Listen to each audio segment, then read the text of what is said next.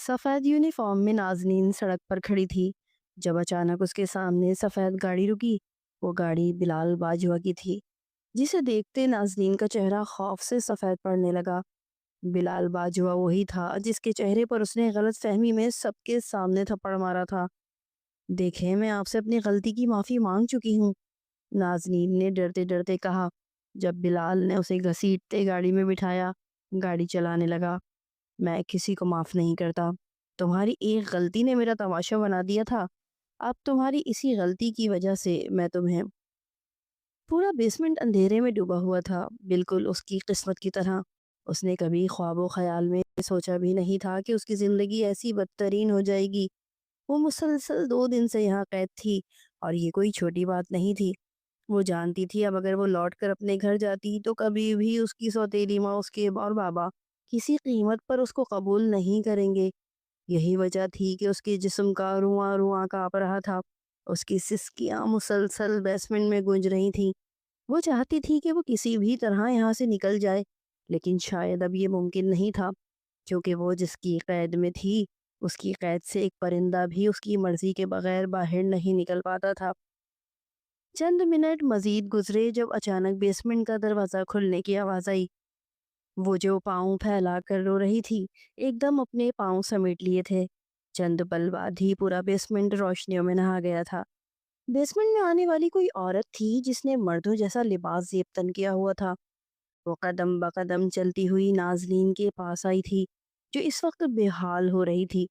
اس نے سفید یونیفارم پہنا ہوا تھا جو 2 دن پہلے وہ کالج پہن کے گئی تھی۔ ایک دم بیسمنٹ میں روشنی ہونے کے باعث اس کی آنکھیں چندیا گئی تھیں، اور اس نے فوراً اپنی آنکھوں پر ہاتھ رکھ لیا تھا۔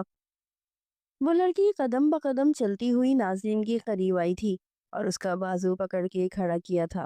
مسلسل بیٹھے رہنے کے باعث اس کی ٹانگیں اکڑ گئی تھیں اور وہ بری طرح سے لڑکھڑائی ہوئی تھی، لیکن اس اجنبی لڑکی نے اسے اچھی طرح سے قابو کر لیا تھا۔ ناظرین خوف سے اس لڑکی کو دیکھ رہی تھی جو ایک روبوٹ کی مانند تھی۔ نہ چہرے پر کوئی احساس تھا اور نہ ہی منہ میں زبان۔ وہ نازنین کو گھسیٹنا شروع ہو گئی تھی، جبکہ نازنین کی سسکیاں عروج پر تھیں۔ وہ 2 منٹ کرنے والے انداز میں بولی، خدا کے لیے مجھے چھوڑ دو، میرے ساتھ ایسا ظلم کیوں کر رہے ہو آپ لوگ؟ میں جانتی ہوں میں نے غلط کیا تھا اور میں معافی مانگنے کے لیے بھی تیار ہوں، میری بات سنو۔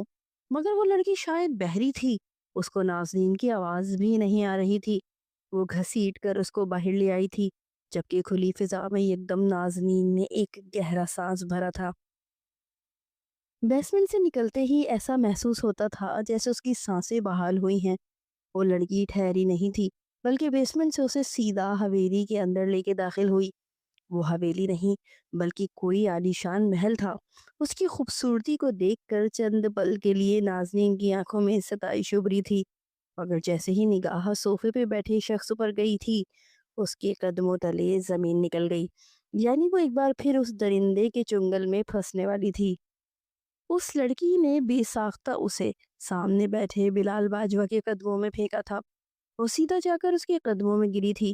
اس نے ضبط سے آنکھیں میچی تھیں۔ اس نے کبھی تصور بھی نہیں کیا تھا کہ اس کی زندگی میں ایسا بھی وقت آئے گا۔ بے شک اس نے بہت اذیت بھری زندگی گزاری تھی، اس کو محض ذلت کے علاوہ اور کچھ حاصل نہیں ہوا تھا، لیکن اس نے کبھی سوچا نہیں تھا کہ وہ کسی غیر مرد کے قدموں میں اس طرح پھینکی جائے گی۔ اس کا سر جھکا ہوا تھا اور مسلسل آنکھوں سے آنسو نکلے جا رہے تھے۔ 2 دن کی بھوک اور پیاس اس پل اس قدر حاوی ہوئی تھی کہ وہ چند پل بعد ہی وہیں بے ہوش ہو گئی تھی۔ بلال باجوہ جو اس سے بات چیت کرنا چاہتا تھا، اس کو بے ہوش ہوتا دیکھ کر ایک قہر آلود مسکراہٹ اس کے چہرے پر آئی تھی۔ اس نے سامنے کھڑی اس لڑکی کو اشارہ کیا تھا اور فوراً نازنین کو اپنے کمرے میں پہنچانے کا بولا تھا، اور خود سیدھا آفس کی طرف گامزن ہو گیا۔ جاتے جاتے وہ ملازمہ کو ہدایت بھی کر گیا کہ اس کو ہوش میں لاؤ، کھانا دو تاکہ یہ لڑکی زندہ رہے۔ اس کا زندہ رہنا بھی بلال باجوہ کے لیے اب بہت ضروری ہو گیا تھا۔ وہ لڑکی اس کو سیدھا لیے بلال باجوہ کے بیڈ روم میں آئی تھی، جہاں وہ آج سے پہلے کوئی غیر لڑکی اندر داخل نہیں ہوئی تھی۔ یہاں اس کی ماں اس کمرے میں ضرور آئی تھی، اس کی چھوٹی بہن بھی یہاں آئی تھی، لیکن کسی غیر لڑکی کو اس نے کبھی بھی اس کمرے میں آنے کی اجازت نہیں دی تھی۔ وجہ کیا تھی اس بات سے کوئی واقف بھی نہیں تھا۔ بستر پر لٹانے کے بعد اس لڑکی نے فوراً ایک ڈاکٹر کو کال کی تھی تاکہ اس کی طبیعت کے بارے میں معلوم کیا جائے۔ وہ لڑکی کوئی اور نہیں بلکہ بلال باجوہ کے گارڈز میں سے ایک تھی۔ بعض اوقات کچھ معاملات ایسے آ جاتے تھے جب ایک لیڈی گارڈ کی بھی ضرورت پڑتی تھی، جس کے باعث اس نے حیا نظام کو رکھا ہوا تھا، جو اس کے بہت کام آتی تھی۔ وہ ہر وقت خاموش رہتی تھی، نہ زیادہ بات کرتی تھی اور نہ ہی زیادہ بات سننا پسند کرتی تھی۔ چند پل بعد ڈاکٹر ریحانہ پہنچ گئی تھی، جس کو ملازمہ لے کر اوپر پہنچی تھی۔ حیا نے فوراً انہیں ناظرین کو دیکھنے کے لیے بلایا تھا۔ انہوں نے ناظرین کا مکمل معائنہ کیا تھا اور صاف ایک بات بتائی تھی کہ یہ حد سے زیادہ خوفزدہ ہیں اور بھوک پیاس کے باعث بے ہوش ہو گئی ہیں۔ ان کا زیادہ سے زیادہ خیال رکھا جائے ورنہ ان کی طبیعت دوبارہ بھی خراب ہو سکتی ہے۔ چند دوائیاں اور اچھی خوراک کا دینے کا بول کے وہ وہاں سے چلی گئی تھی۔ ناظرین کو دھیرے دھیرے ہوش آنا شروع ہو گیا تھا۔ حیا اس کے پاس ہی موجود تھی۔ ملازمہ کھانے کی ٹرے رکھ کر چلی گئی تھی۔ جیسے ہی اس نے مندی مندی آنکھیں کھول کے چاروں جانب نگاہ گھمائی تو کمرے میں محض حیا ہی موجود تھی۔ وہ فوراً ڈر کے بیٹھ گئی تھی۔ ڈر کے مارے اس کی جان نکل رہی تھی۔ وہ ایک دم اٹھ کے بھاگنے کی کوشش کرتی، اس سے پہلے ہی حیا نے اس کی کلائی کو تھام لیا تھا۔ اس کو دیکھتے ہوئے دو ٹوک انداز میں بولی تھی کہ یہاں سے نکلنا تمہارے لیے خطرناک ثابت ہوگا۔ شاید اب تمہاری واپسی کبھی بھی ممکن نہیں ہے، کیونکہ اس کمرے میں آج سے پہلے کوئی لڑکی داخل نہیں ہوئی ہے۔ اگر سر نے تمہیں یہاں بھیجا ہے تو اس میں کوئی بہت بڑی مصلحت چھپی ہوئی ہے۔ خیر، مجھے تم سے زیادہ بات کرنے کی اجازت نہیں ہے، مگر میں تمہیں ایک مشورہ دوں گی کہ جو غلطی تم کر چکی ہو، خاموشی سے اس کی سزا کو بھگتو۔ اگر الجھنے کی کوشش کی تو تمہیں تمہارے لیے بہت زیادہ نقصان دہ ثابت ہوگا۔ یہ کہتے ہی حیا نے سامنے رکھی ہوئی ٹرے کو گھسیٹ کے ناظرین کے آگے رکھا تھا اور اسے کھانا کھانے کی ہدایت کی تھی۔ 2 دن سے بھوکے رہنے کے باعث کھانے کو دیکھتے ہی آنکھوں میں چمک آئی تھی۔ وہ تمام چیزوں کو فراموش کیے جلدی جلدی کھانا تناول کرنے لگی، اور 2 دن کے درمیان اس کو سمجھ آ گیا تھا کہ انسان کی زندگی میں خوراک کتنی ضروری ہے۔ کھانا تناول کرنے کے بعد اس نے بے ساختہ اپنے رب کا شکر ادا کیا تھا۔ وہ ابھی تک کالج یونیفارم میں ہی موجود تھی۔ حیا اپنی جگہ سے کھڑی ہوئی تھی اور ملازمہ جو تھوڑی دیر پہلے ایک لباس اس کو تھما کے گئی تھی، وہ صوفے سے اٹھا کے ناظرین کی طرف بڑھایا تھا اور اس کو ہدایت کی تھی کہ فوراً کپڑے تبدیل کرو تاکہ میں تمہیں دوائی دے سکوں۔ جبکہ ناظرین حیا کو دیکھتے ہوئے اپنی نرمی سے بولی تھی، میں آپ سے ایک بات پوچھوں؟ اس کا لہجہ معصومیت سے لبریز تھا۔ آخر کو وہ محض 18 سال کی تھی، اور 18 سال کی لڑکی بھلا کہاں اتنی بڑی ہوتی ہے۔ حیا نے سر کو ہلکی سی جنبش دی تھی۔ وہ بھی ساختہ بولی تھی، آپ مجھے یہاں سے نکال دیں گی؟ میں ہمیشہ آپ کی شکر گزار رہوں گی۔ میں نے جان بوجھ کر ان پر ہاتھ نہیں اٹھایا تھا۔ مجھے غلط فہمی ہو گئی تھی جس کے لیے میں نے ان سب کے سامنے معافی بھی مانگی تھی، لیکن وہ ٹھہرے نہیں تھے۔ انہوں نے کہا تھا کہ وہ میرے ساتھ بہت برا کریں گے، مگر میرے ساتھ تو آلریڈی برا ہو چکا ہے۔ مجھے یہاں سے جانا ہے، میری امی بابا میرا انتظار کر رہے ہوں گے۔ میری امی کو اگر پتہ چل گیا کہ میں غیر مرد کے ساتھ رہ رہی ہوں تو وہ مجھے… اس سے پہلے کہ وہ آگے کچھ بول پاتی، اپنا چہرہ ہاتھوں میں چھپا کے زاروں قطار رونے لگی۔ حیا نے ایک نرم نگاہ اس کے وجود پہ ڈالی اور اس کو دیکھتے ہوئے سنجیدگی سے بولی، ایک مشورہ دوں تمہیں؟ یہ جو تم رو رہی تھی چند پل کے لیے خاموش ہوئی تھی، وہ جو رو رہی تھی چند پل کے لیے خاموش ہوئی تھی اور حیا کو سوالیہ نگاہوں سے دیکھنے لگی۔ میں جانتی ہوں تمہاری ماں ایک سوتیلی عورت ہے، اور ایک سوتیلی ماں کبھی بھی کسی بھی طرح غائب ہوئی لڑکی کو قبول نہیں کرتی اور نہ ہی معاشرہ قبول کرتا ہے۔ تم اس گھر سے باہر نکل جاؤ گی تو لعن طعن کے علاوہ تمہیں کچھ حاصل نہیں ہوگا۔ تمہارا باپ تمہیں دھکے مار کے اپنے گھر سے نکال دے گا، کیونکہ وہ اپنی دوسری بیوی کے عشق میں مبتلا ہو چکا ہے۔ اس نے محض 1 گھنٹہ تمہیں تلاش کیا تھا اور اس کے بعد یہ گمان کر لیا کہ تم کسی آشنا کے ساتھ بھاگ گئی ہو۔ اب اگر تم 2 دن بعد لوٹ کر اپنے باپ کے پاس جاؤ گی تو تمہیں لگتا ہے کہ وہ تمہیں قبول کریں گے، تمہیں اپنے سینے سے لگا لیں گے؟ ناظرین کی آنکھوں میں نمی چمکنے لگی تھی۔ بے شک ناظرین، یہ تلخ حقیقت ہے، مگر ایسا ہی ممکن ہے۔ اس لیے بہتر ہوگا کہ تم بلال باجوہ سے معافی مانگو اور اس سے درخواست کرو کہ وہ تمہیں اپنا لے، ورنہ تمہاری زندگی تباہ ہو جائے گی۔ یہ کہہ کر اس نے رخ پھیر لیا تھا، جس کا مطلب تھا کہ وہ مزید بات نہیں کرے گی۔ ناظرین کا پورا وجود ایسا محسوس ہوتا تھا جیسے بت بن گیا ہو۔ وہ حیران نگاہوں سے حیا کو دیکھ رہی تھی۔ جو باتیں اس نے کہی تھیں وہ بالکل درست تھیں۔ اس پہلو کے بارے میں تو اس نے سوچا ہی نہیں تھا۔ اچانک ہی وہ دروازے کے ساتھ رونے لگی۔ اچانک ہی وہ آواز کے ساتھ رونا شروع ہو گئی اور روتے روتے زمین پہ بیٹھ گئی۔ حیا نے ضبط سے آنکھیں میچی تھی اور ایک نظر ناظرین پہ ڈال کے باہر کی طرف بڑھ گئی تھی۔ وہ ابھی دروازہ کھولتی اس سے پہلے ہی نازنین بولی تھی، میں کسی کو معاف نہیں کروں گی، میری زندگی کو تباہ کرنے میں سب کا ہاتھ ہے، اللہ سب کو دکھائے گا۔ یہ بولتے ہی وہ باتھ روم میں چلی گئی تھی، جبکہ نازنین نے محض ایک نگاہ اسے باتھ روم کے دروازے پہ ڈالی تھی اور خاموشی سے باہر آ گئی تھی۔ وہ چاہ کر بھی نازنین کی مدد نہیں کر سکتی تھی۔ وہ بلال باجوہ کی غلام تھی، اس کا حکم ماننا اس پر لازم تھا۔ ہاں وہ اس کے ہر کام سے واقف تھی لیکن بے انتہا بے بس تھی۔ وقت دھیرے دھیرے گزرنے لگا تھا۔ رات کا کھانا بھی وقت سے نازنین کے کمرے میں پہنچا دیا گیا تھا، جبکہ نازنین نے محض ایک بات کہی تھی کہ اسے حیا سے ملنا ہے، مگر حیا اس کے پاس نہیں گئی تھی کیونکہ بلال باجوہ کی طرف سے اس کو اجازت نہیں دی گئی تھی کہ وہ زیادہ سے زیادہ وقت اس کی قیدی کے ساتھ گزارے۔ وقت گزرتا جا رہا تھا اور رات گہری ہوتی جا رہی تھی۔ تقریباً رات کے 12 بجے بلال باجوہ کی مرسیڈیز پورچ میں ایک جھٹکے سے رکی تھی۔ وہ جو مین دروازے پہ ہی کھڑی تھی اس کے آنے کا انتظار کر رہی تھی، اس کو دیکھتے ہی حیا فوراً سیدھی ہو گئی تھی۔ وہ گاڑی سے اتر کے سیدھا دروازے کی طرف آیا تھا۔ حیا کو سامنے دیکھتے ہی وہ سمجھ گیا تھا کہ یقیناً وہ اس کا انتظار کر رہی ہے۔ اپنے گارڈز میں سے سب سے زیادہ اگر بلاول باجوہ کو کسی پر یقین تھا تو وہ محض حیا نظام تھی۔ اس کے علاوہ اس نے آج تک کسی گارڈ کو اتنی فوقیت نہیں دی تھی کہ وہ رات کی اس پہر اس کے گھر کے سامنے کھڑا رہے۔ وہ جیسے ہی حویلی کے دروازے پہ پہنچا تھا، اس نے جھک کر اسے سلام کیا تھا، جبکہ وہ محض گردن ہلانے کے انداز سے اندر بڑھ گیا تھا۔ وہ اس کی قدم سے قدم ملا کر ناظرین کی تمام صورتحال اس کو بتانے لگی تھی، جبکہ وہ سیڑھیوں کے قریب پہنچ کے محض ایک دفعہ مسکرایا تھا اور سر اس بات میں ہلا کر اوپر کی طرف بڑھ گیا تھا۔ حیا نے سنجیدگی سے بلال کی پشت دیکھی تھی اور دل ہی دل میں دعا مانگی تھی کہ اگر یہ سعد معصوم کے ساتھ اچھا سلوک کریں۔ بلال باجوہ ایک 28 سالہ خوبصورت پرکشش اور مغرور پولیٹیشین تھا۔ اس کی شخصیت ہی ایسی تھی کہ ہر لڑکی کے لیے ایک ہتھیلی پہ دل نکال کے گھومتی تھی، لیکن وہ کسی پر بھی ایک نظر ڈالنا ضروری نہیں سمجھتا تھا۔ اس کا ماننا تھا کہ عورت کو محض پیر کی جوتی مانا جائے تب ہی وہ اوقات میں رہتی ہے، اگر کسی عورت کو دل دے دیا جائے تو وہ اوقات سے باہر ہو جاتی ہے۔ وہ کمرے میں داخل ہوا تو اس کی نگاہ سیدھا اپنے بستر پر پڑی تھی، جہاں پر نازنین گہری نیند سو رہی تھی۔ اس کی آنکھوں میں نفرت کے سائے جگمگائے تھے۔ اس لڑکی کی وجہ سے اس کی پوری ساخت ہل گئی تھی، مگر خدا کا شکر تھا کہ سچ سامنے آ گیا تھا، ورنہ اس لڑکی کی وجہ سے اس کا پورا خاندان بدنام ہو جاتا اور وہ کہیں کا نہیں رہتا۔ یہ بات حقیقت تھی کہ اس لڑکی کی وجہ سے ہی 2 دن میں ہی وہ عروج پر چلا گیا تھا، لیکن جس قدر بدنامی اس نے چند گھنٹوں میں ہوئی تھی وہ یاد کر کے ہی اس کا خون کھول اٹھا تھا۔ وہ قدم بقدم چلتا اس لڑکی کے پاس آیا تھا۔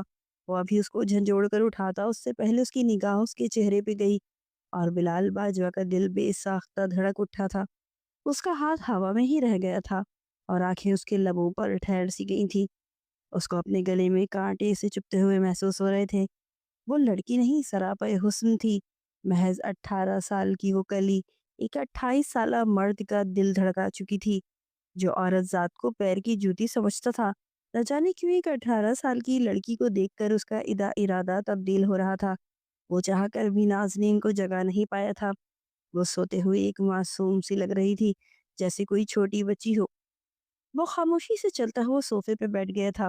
عجیب سی بے چینی نے اس کو آن گھیرا تھا۔ یہ بات حقیقت تھی کہ اس کمرے میں آج سے پہلے کوئی عورت نہیں آئی تھی، مگر آج ایک عورت اس کے کمرے میں موجود تھی، لیکن وہ چاہ کر بھی اس کے پاس نہیں گیا تھا۔ ایک عجیب سی حیا اس کے درمیان آ گئی تھی۔ اس کے نزدیک بہت سی لڑکیاں آئی تھیں، سب نے ہی اس کے لیے تعارفی کلمات ادا کیے تھے۔ کئی لڑکیوں نے بھری محفل میں اس کو شادی کے لیے پرپوز کیا تھا، لیکن کبھی بھی اس کو ایسا محسوس نہیں ہوا تھا جیسا احساس اس معصوم قاتل حسینہ کو دیکھ کے ہو رہا تھا۔ اس کی بند آنکھیں ہی بتانے کے لیے کافی تھی کہ وہ لڑکی خوبصورت آنکھیں رکھتی ہے۔ چہرے پر موجود معصومیت اس کو مزید حسین بنا رہی تھی۔ یہ بات تو بلاول باجوہ کو معلوم تھی کہ وہ لڑکی حد سے زیادہ معصوم ہے، لیکن اس کو یہ معلوم نہیں تھا کہ وہ لڑکی اس قدر حسین اور دلکش وجود کی مالک ہے۔ مگر اچانک ہی اس کی آنکھوں کے سامنے وہ پل لہرایا تھا جب اس کی وجہ سے اس کی عزت 2 کوڑی کی ہوئی تھی۔ ماضی آج اسپیشل گیسٹ کے طور پر ایک کالج میں بلایا گیا تھا۔ اکثر اوقات ینگ پولیٹیشین ہونے کے باعث اس کو گرلز کالج میں بطور اسپیشل گیسٹ انوائٹ کیا جاتا تھا۔ اکثر اوقات وہ منع کر دیتا تھا، مگر اب الیکشن کا وقت قریب تھا اور اس نے وہاں جانے سے انکار نہیں کیا تھا۔ سفید شلوار قمیض پہنے وہ کافی ڈیشنگ لگ رہا تھا۔ جلدی جلدی سیڑھیاں عبور کر کے حیا نظام کے ہمراہی گرلز کالج کی طرف گامزن ہو گیا تھا۔ مگر اس کو معلوم ہی نہیں تھا کہ آج جس لڑکی سے وہ ٹکرانے والا ہے وہ لڑکی اس کی زندگی میں کیا مقام حاصل کرنے والی ہے۔ چند پل کی مسافت طے کرنے کے بعد وہ گرلز کالج پہنچ گیا۔ اس کا استقبال بہت شاندار انداز میں کیا گیا تھا۔ پھول کی پتیاں برسائی گئی تھیں اور پھولوں کا گلدستہ اس کے سپرد کیا گیا تھا۔ کئی اساتذہ اور طالب علم اس کی آمد پر خوشی ظاہر کر رہے تھے۔ اس کو فوراً ایڈیٹوریم پہنچا دیا گیا تھا اور کالج کی تمام گرلز وہاں پہنچ گئی تھیں۔ ان لڑکیوں میں ایک نازنین ابراہیم بھی تھی جو قدرے کونے میں بیٹھی اپنی کتاب میں مصروف تھی۔ اس کو کسی کی ذات کی کوئی پرواہ نہیں تھی۔ اس نے اپنی زندگی میں نہ کبھی کوئی دوست بنائی تھی اور نہ ہی کبھی کسی کو بنانے کا ارادہ رکھتی تھی۔ اس کی زندگی میں محض ایک کتاب تھی جس میں وہ اپنی زندگی کے ہر پہلو کو بیان کر دیتی تھی۔ جو اس کو محسوس ہوتا تھا وہ کسی سے بولنے کے بجائے وہ اپنی کتاب سے بولتی تھی۔ تھوڑی ہی دیر گزری تھی جب اچانک تالیوں کی آواز سنائی دی۔ اس نے سر اٹھا کے دیکھا تو سامنے ہی بلال باجوہ اسپیچ دے رہا تھا جس میں وہ عورتوں کے حقوق کے بارے میں باتیں کر رہا تھا، جبکہ ناظرین سر جھٹک گئی تھی۔ وہ کسی پولیٹیشین کو پسند نہیں کرتی تھی۔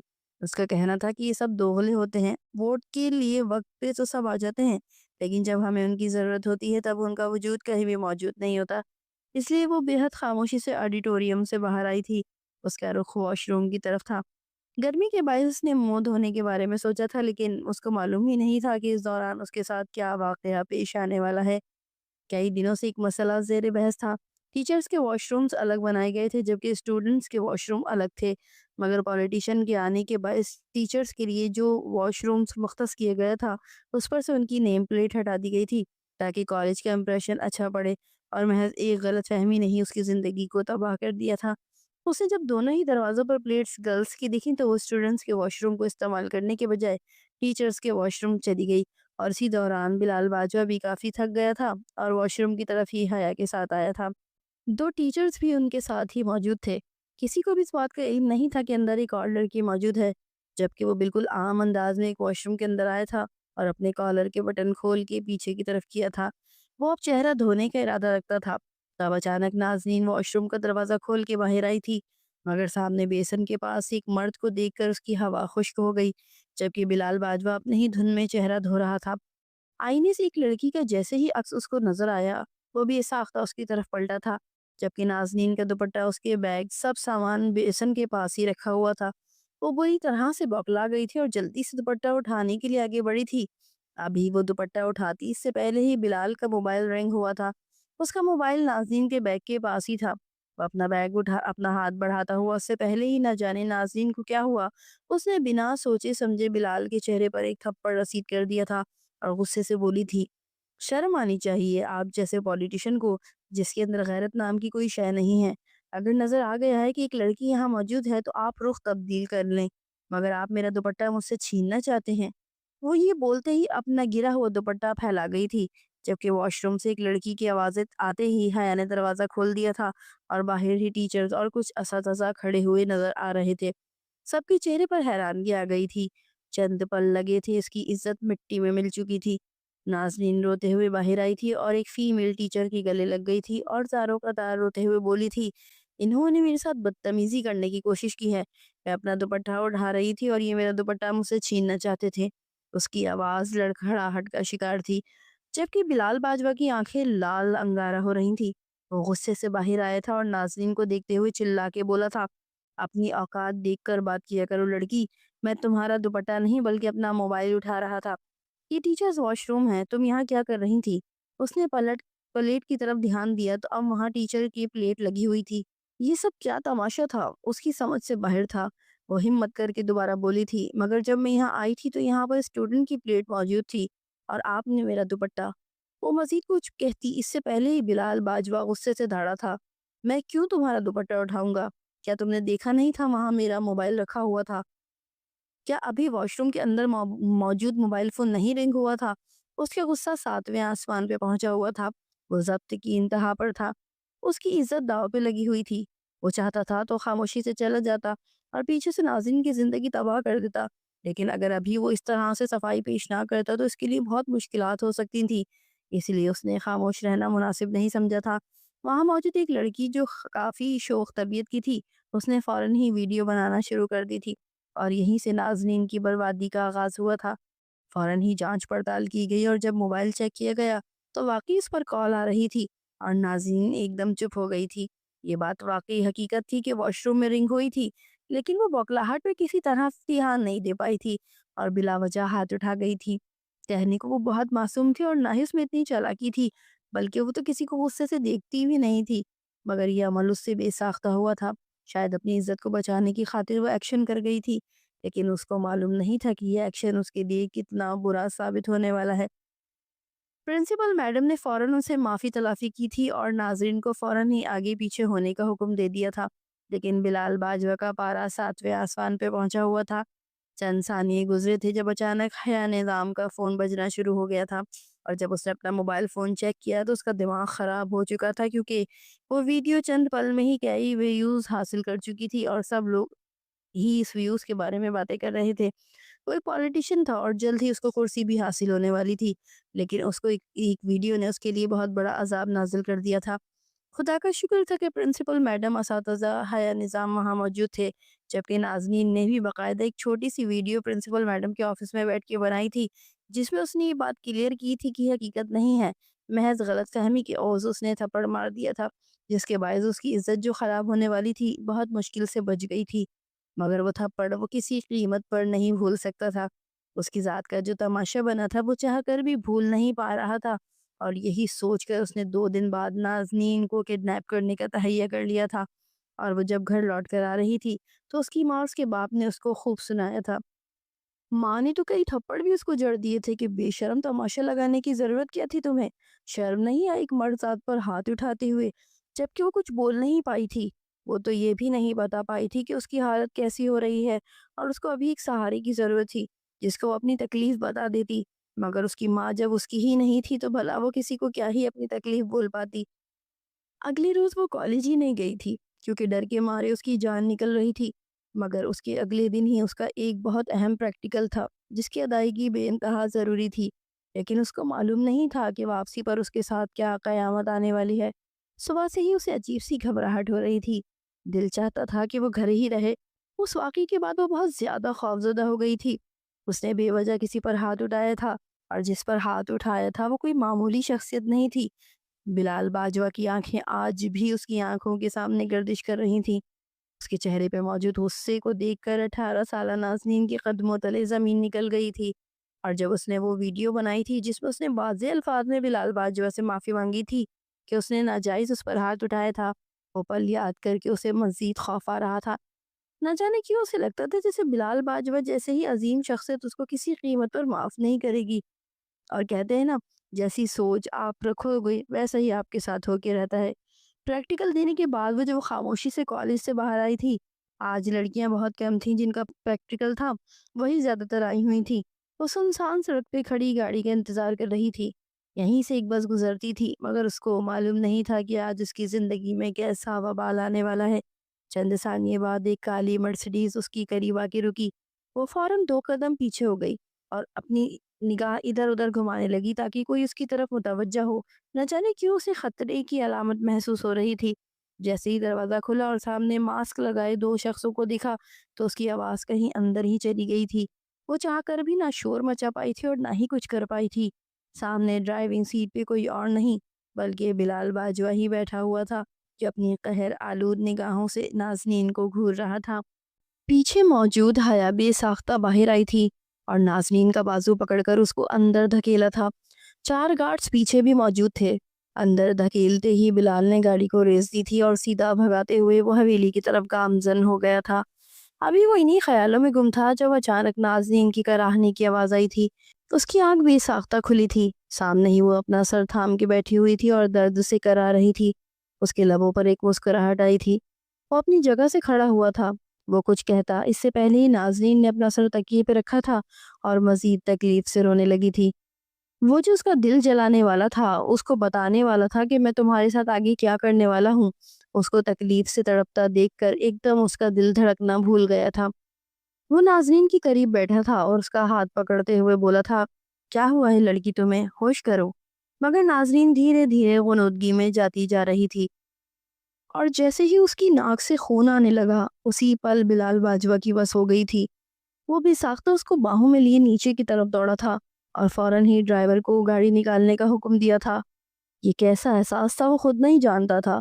اس لڑکی نے اس کی عزت کو خراب کیا تھا، اس کی ساخت کو ہلانے کی کوشش کی تھی اور بے وجہ اس کے چہرے پہ تھپڑ مارا تھا۔ لیکن اس کو تکلیف میں دیکھ کر زندگی میں پہلی بار بلال باجوہ خوف سے لرز اٹھا تھا۔ اس نے فوراً ہی پیچھے کا دروازہ کھولا تھا اور اس کو لے کر اندر بیٹھا۔ ڈرائیور نے فوراً گاڑی پورٹ سے نکال کر اسپتال کی طرف روانہ کی تھی۔ وہ مسلسل ناظرین کو ہوش میں لانے کی کوشش کر رہا تھا، لیکن وہ بالکل بھی آنکھیں نہیں کھول رہی تھی۔ وہ بالکل ہاتھ پیر چھوڑ چکی تھی۔ اس کی ناک سے آتا خون خطرے کی علامت لگ رہا تھا۔ اس نے اپنا رومال رکھ کر اس کے خون کو روکنے کی کوشش کی تھی، لیکن بہت مشکل ہو چکا تھا۔ 10 منٹ کی مسافت ان لوگوں نے محض 5 منٹ میں طے کی تھی اور وہ دیوانہ وار ناظرین کو باہوں میں اٹھائے اندر کی طرف دوڑا تھا۔ ڈاکٹرز نے فوراً ہی اس کو ہاتھوں ہاتھ لیا تھا۔ اس کی سفید شرٹ خون آلود ہو گئی تھی، لیکن اس کو کسی بھی چیز کی پرواہ نہیں تھی۔ ابھی اسے کسی چیز کی فکر نہیں تھی۔ اگر فکر تھی تو وہ محض نازنین ابراہیم کی تھی۔ اس کو فوراً ہی ICU میں منتقل کیا گیا تھا، جبکہ وہ پریشان حال کوریڈور میں ٹہل رہا تھا۔ اس نے حیا نظام کو بھی کال کر دی تھی، مگر اس کو بالکل بھی چین نہیں آ رہا تھا۔ یہ اس کے ساتھ ہوا کیا ہے؟ اس کی سمجھ سے بالاتر تھا۔ چند ہی پل بعد حیا بھی وہاں پہنچ گئی تھی۔ اس کے چہرے پر بھی پریشانی کے تاثرات جگمگا رہے تھے۔ وہ بلال کو دیکھتے ہوئے سوالیہ لہجے میں بولی تھی، اس کو ہوا کیا ہے؟ وہ تو بالکل ٹھیک تھی، میں شام میں اس کو دیکھ کے آئی تھی۔ جس پل اس نے آنکھیں موندی تھیں میں اس کے پاس ہی تھی، جبکہ وہ کچھ بول نہیں پایا تھا۔ اس کی حالت کو دیکھ کر چند پل کے لیے حیا نظام حیران رہ گئی تھی۔ یہ وہی شخص تھا جو کسی لڑکی کی طرف دیکھنا بھی پسند نہیں کرتا تھا، کسی کو تکلیف میں دیکھ کر بھی اس کی طرف نہیں جاتا تھا، لیکن آج اس کو ایک 18 سالہ لڑکی کے لیے اس طرح پریشان ہوتا دیکھنا حیا نظام کے چہرے پر آہستہ آہستہ سکون آنے لگا تھا۔ کیا بلال باجوہ کی زندگی میں بھی عشق نے دستک دے دی تھی؟ یہ احساس ہی حیا کے چہرے پر مسکراہٹ لے آیا تھا اور وہ خاموشی سے چیئر پر بیٹھ کر اندر موجود لڑکی کے لیے دعا کر رہی تھی۔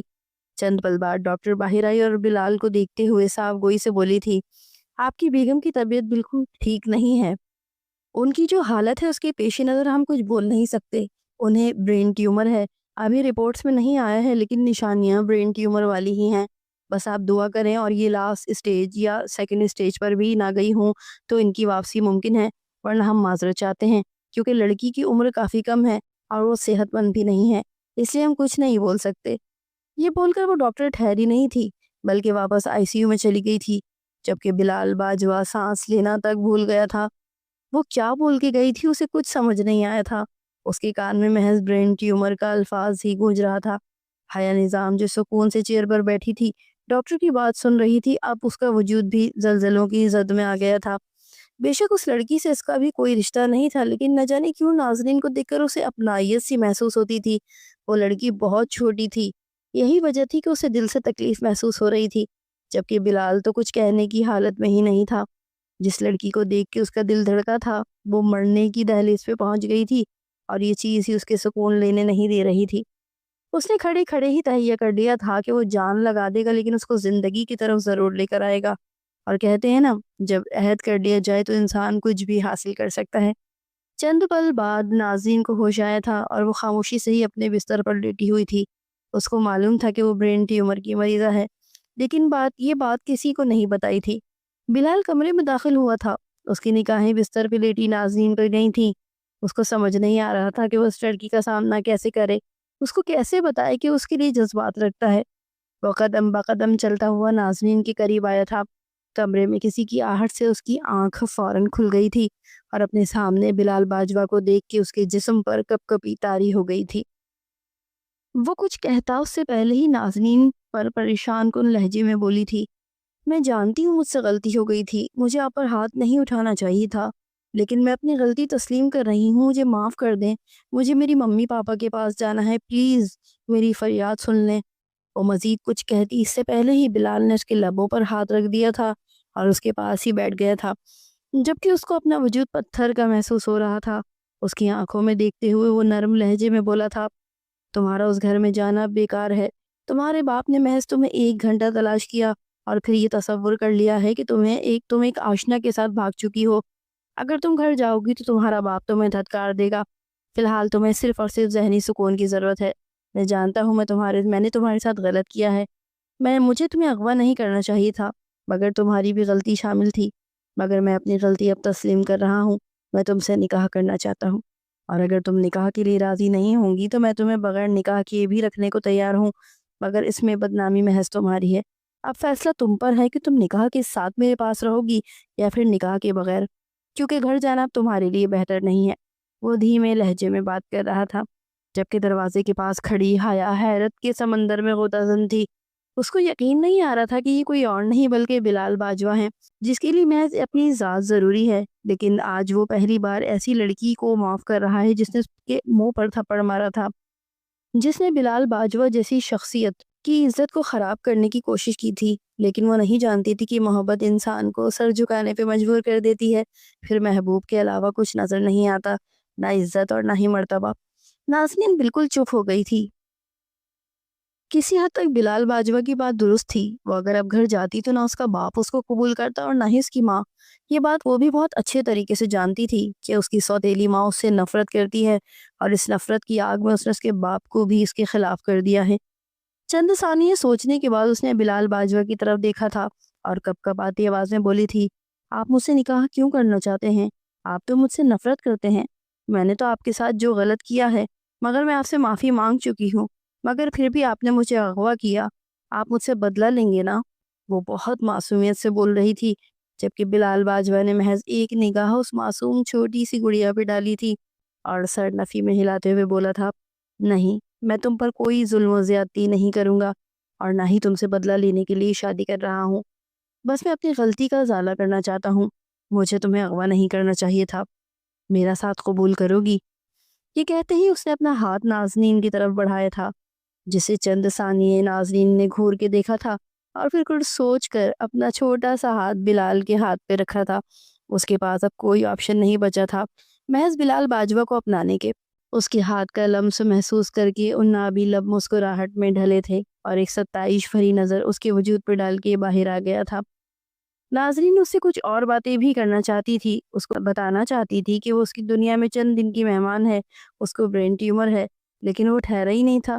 وہ محض اس کی رضامندی کے لیے باہر چلا گیا تھا۔ وہ سمجھی تھی کہ وہ گھر جائیں گے تو نکاح ہوگا، لیکن 10 منٹ بعد مولوی صاحب اور 4 گواہ کمرے میں داخل ہوئے تھے۔ حیا نظام کو بھی لوگوں کے ساتھ ہی موجود تھی، جو سیدھا جا کر نازنین کے پہلو میں بیٹھی تھی اور اس کے سر پہ ایک لال دوپٹہ اڑا دیا تھا۔ وہ حیران کن نظروں سے سب کو دیکھ رہی تھی کہ اچانک سے یہ ہوا کیا ہے، جبکہ اس دوران وہ کپڑے تبدیل کر کے وارڈ میں آ گیا تھا۔ مولوی صاحب اور گواہوں کے درمیان ان دونوں کا نکاح خیر و عافیت سے ہوا تھا، جبکہ نازنین اپنے تمام جملہ حقوق ایک ایسے شخص کے نام کر گئی تھی جس کے نام سے ہی اس کے جسم پر کپ کپی طاری ہو رہی تھی۔ لیکن ابھی تھوڑی دیر پہلے جو رویہ بلال باجوہ نے اس کے ساتھ اپنایا تھا، اس کو اب تھوڑا بہت سکون محسوس ہو رہا تھا۔ اس کا دل کہتا تھا کہ اب اس کی زندگی تھوڑی بہتر ہو جائے گی، جو چند دن کی اس کی زندگی کے بچے ہیں وہ چند سکون سے گزرے گی۔ نکاح ہونے کے بعد وہ تہیہ کر چکی تھی کہ وہ بلال باجوہ کو لازمی بتائے گی کہ وہ برین ٹیومر کی مریضہ ہے۔ چند دن پہلے ہی اس کو یہ بات معلوم ہو گئی تھی، مگر اس نے کسی کو بھی اس کا ذکر نہیں کیا تھا۔ نکاح ہونے کے بعد اس کو ڈسچارج پیپر تیار کروائے گئے تھے اور وہ لوگ حویلی کی طرف گامزن ہو گئے تھے۔ اس کو بلال نے ہی تھام رکھا تھا۔ گاڑی ایک جھٹکے سے پورچ میں رکی تھی جب حیا فوراً اس کا دروازہ کھول گئی تھی، مگر اس نے سر انکار میں ہلایا تھا اور نازنین کو بے ساختہ اپنی باہوں میں اٹھا کر وہ اپنے کمرے کی طرف بڑھ گیا تھا۔ حیا نے ایک مسکراتی نگاہ ان دونوں کی پشت پہ ڈالی تھی اور سر جھکا کے کوارٹر میں چلی گئی تھی۔ وہ شرم سے پانی پانی ہو چکی تھی، جبکہ بلال باجوہ کے چہرے پر کوئی احساس نہیں تھا۔ وہ بے ساختہ اس کی طرف دیکھتے ہوئے گھبرائے لہجے میں بولی تھی، آپ کی گارڈ بھی موجود تھی، اس نے دیکھا ہے آپ یہ کیا کر رہے ہیں، مجھے نیچے اتاریں۔ وہ دبی دبی آواز میں چلائی تھی، جبکہ بلال باجوہ کے چہرے پر ایک دم مسکراہٹ آئی تھی۔ وہ اس کو نظر انداز کیے سیدھا کمرے میں لے آیا تھا اور اب بہت احتیاط سے اسے بستر پہ بٹھایا تھا۔ وہ ابھی ڈریسنگ روم میں جاتا اس سے پہلے ہی نازنین نے اس کا ہاتھ تھام لیا تھا اور اس کی طرف دیکھتے ہوئے بولی تھی، مجھے آپ کو کچھ بتانا ہے، دراصل مجھے برین ٹیومر۔ وہ مزید کچھ کہتی اس سے پہلے ہی بلال نے اس کے لبوں پہ ہاتھ رکھا تھا اور نفی میں سر ہلاتے ہوئے بولا تھا، کچھ بتانے کی ضرورت نہیں ہے، مجھے سب پتا ہے، تم بس اپنا خیال رکھو، میں سب سنبھال لوں گا۔ وہ آہستگی سے بول کے ڈریسنگ روم میں چلا گیا تھا، جبکہ نازنین حیران تھی کہ یہ اس کی زندگی میں اچانک سے کیسا بدلاؤ ہے۔ پہلے اس شخص کا آنا، اس کو اغوا کرنا، 2 دن تک کھانا نہ دینا، نہ پانی دینا اور ایک اندھیری کوٹری میں بند کر دینا، اور اب اچانک سے اس سے نکاح کر لینا۔ ابھی اس نرمی اس کی سمجھ سے بالاتر تھی، مگر اس کو معلوم ہی نہیں تھا کہ وہ لڑکی اس کی پہلی نظر کی محبت بن چکی ہے۔ اور کہتے ہیں نا، پہلی نظر کی محبت انسان کو کبھی حاصل ہی نہیں ہوتی۔ وقت دھیرے دھیرے گزرنا شروع ہو گیا تھا۔ نازنین کے لیے وہ دیوانہ ہوتا جا رہا تھا۔ 2 دن بعد اس کی شدت بڑھتی جا رہی تھی، لیکن وہ یہ بھی جانتا تھا کہ جلد یا بدیر وہ نازنین کو کھو دے گا، کیونکہ جس بیماری میں وہ مبتلا تھی اس کا کوئی علاج اس کو مل ہی نہیں رہا تھا۔ وہ اس کو لے کے امریکہ تک گیا تھا۔ اس کو معلوم تھا کہ وہاں پر اس کا علاج بہترین طریقے سے کیا جائے گا، لیکن شاید یہ ممکن ہی نہیں تھا۔ وہ لوگ امریکہ کی سرزمین پہ قدم رکھنے کے بعد سیدھا اپنے فلیٹ پہ گئے تھے۔ نازنین بہت خوش تھی۔ اسی دوران بلال باجوہ نے اس کو اتنی محبت دی تھی کہ وہ حیران رہ گئی تھی۔ اس کو یقین ہی نہیں آتا تھا کہ اس کی زندگی اس طرح تبدیل بھی ہو سکتی ہے۔ اس معصوم کلی کو معلوم ہی نہیں تھا کہ یہ سب محض چند دن کا ہے، اور اس کے بعد وہ ہمیشہ ہمیشہ کے لیے آنکھیں بند کر جائے گی۔ وہاں پہنچنے کے بعد اس نے فوراً ہی اس کا علاج شروع کر دیا تھا، جبکہ ناظرین اس کو صرف مسکرا کے دیکھتی تھی۔ آج صبح سے ہی اس کا دل بہت گھبرا رہا تھا۔ ایسا لگتا تھا جیسے وہ کچھ کھونے والا ہے، اور کہتے ہیں نا، جب کسی چیز کا احساس ہو جائے تب وہ ہو کر ہی رہتا ہے۔ خاص کر کے اپنے محبوب کے لیے احساس انسان کو کبھی غلط نہیں ہوتا۔ وہ گھر میں داخل ہوا تو نازنین اپنا سر پکڑ کے تکلیف سے کرا رہی تھی۔ اس کی آواز بلند سے بلند تر ہوتی جا رہی تھی۔ وہ بے ساختہ اس کی طرف بڑھا تھا، جبکہ نازنین نے اس کو اپنے قریب دیکھ کر اپنی مسکراتی نگاہ اس کے وجود پر ڈالی تھی۔ سر درد کے مارے پھٹا جا رہا تھا، مگر پھر بھی وہ نقاہت زدہ آواز میں بولی تھی، میں نے بچپن سے لے کر بڑے ہونے تک بہت تکلیف برداشت کی ہے بلال، لیکن آخری وقت میں مجھے میرے اللہ نے میری تمام تکلیفوں کا صلہ دے دیا آپ کی صورت میں۔ اللہ آپ کو لمبی زندگی دے۔ یہ کہتے ہی وہ اس کی باہوں میں جھول گئی تھی۔ اس کا پورا وجود ٹھنڈا پڑ چکا تھا، جبکہ بلال باجوہ دیوانہ وار اس کو لے کر اسپتال بھاگا تھا، لیکن پہنچنے میں کافی دیر ہو چکی تھی۔ وہ اپنی محبت ہار گیا تھا۔ وہ کچھ بھی چھین کر حاصل کر لیتا تھا، لیکن جس کے آگے پوری دنیا جھکتی تھی، آج وہ اپنی محبت ہار گیا تھا۔ اس نے کبھی زندگی میں کسی لڑکی کی طرف آنکھ اٹھا کے نہیں دیکھا تھا، کیونکہ اس کو ہمیشہ سے ہی لڑکیوں سے چڑ رہی تھی۔ وہ جو لڑکیوں کو پیر کی جوتی سمجھتا تھا، آج ایک لڑکی کے ہاتھوں مکمل برباد ہو گیا تھا۔ اس کو محبت حاصل نہیں ہوئی تھی۔ یہ تو ازل سے ہوتا آ رہا ہے۔ پہلی محبت کبھی کامیاب نہیں ٹھہرتی ہے۔ اس کو یقین آ گیا تھا۔ وہ رات اس کے لیے بہت تکلیف دہ تھی۔ وہ تڑپ تڑپ کے رویا تھا۔ اس نے اللہ سے بھیک مانگی تھی کہ اس کی محبت واپس مل جائے، لیکن شاید یہ ممکن نہیں تھا۔ وہ اس کو امریکہ سے پاکستان لے کر آیا تھا۔ اس کی تدفین اس نے پاکستان میں ہی کی تھی۔ اس کے گھر والوں کو بھی اطلاع دے دی گئی تھی کہ اب آپ کی بیٹی اس دنیا حیات میں نہیں ہے۔ بلال باجوہ کی زندگی ادھوری رہ گئی تھی۔ اس کی زندگی میں قیامت تک کا انتظار لکھ دیا گیا تھا۔ اس نے دوبارہ کبھی کسی کو نہیں اپنایا۔ محض انسانی خدمت کے لیے اس نے اپنا آپ وقف کر دیا۔ اس کے گھر والے کئی بار بول چکے تھے کہ تم شادی کر لو، محض ایک لڑکی کے چلے جانے سے زندگی ٹھہر نہیں جاتی۔ مگر وہ ایک بات کہتا تھا، اگر انسان کو محبت حاصل نہ ہو تو پھر آپ سب عورتوں پر حرام ہو چکے ہو۔ میں قیامت تک اسی کا انتظار کروں گا۔ وہ صرف میری ہے، اور تا حیات میں اسی کا ہو کے رہوں گا۔